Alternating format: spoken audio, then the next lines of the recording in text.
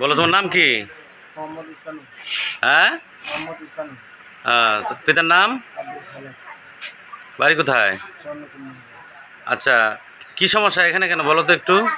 এখানে ওনার খালার সাথে কথা হয়েছিল, আমাকে যে কোনো সময় আমাকে বাসায় ডাকছি।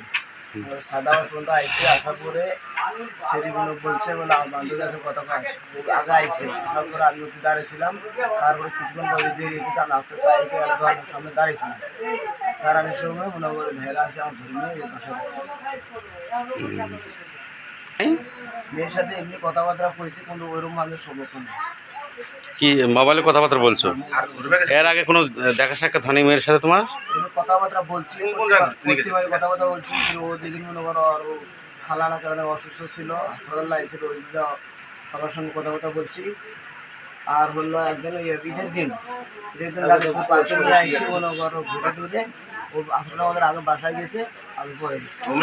মেয়ের সাথে তোমার শারীরিক কোনো সম্পর্ক হয় নাই? এই সামনে কথাবার্তা হয়েছে। রোমারিতে কয়দিন নিয়ে গেছো? রোমারিতে 2 দিন, ওই করতে পারতো 2 দিন নিয়ে গেছিল তুমি? না, রুমে নিয়ে যায় নাকি, এমনি কথাবার্তা বলছেন। রোমারি নিয়ে গেছিল তো? আমি নিয়ে যাবো।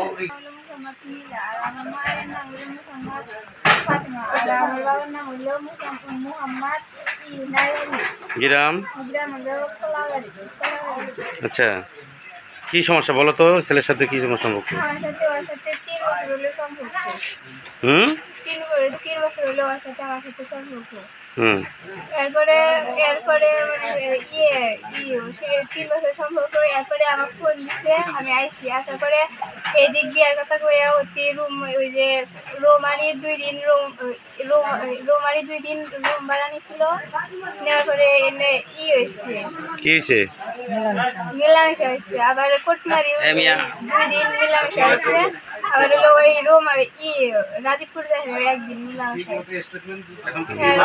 এরপরে অতি বিয়ার কথা কই আমাকে না কথা এই কথা বলছি। তাছাড়া আমি কোনো কিছু জানি না। অতি রুমে নিচ্ছে, আমি জানি না যে রুমে নিব।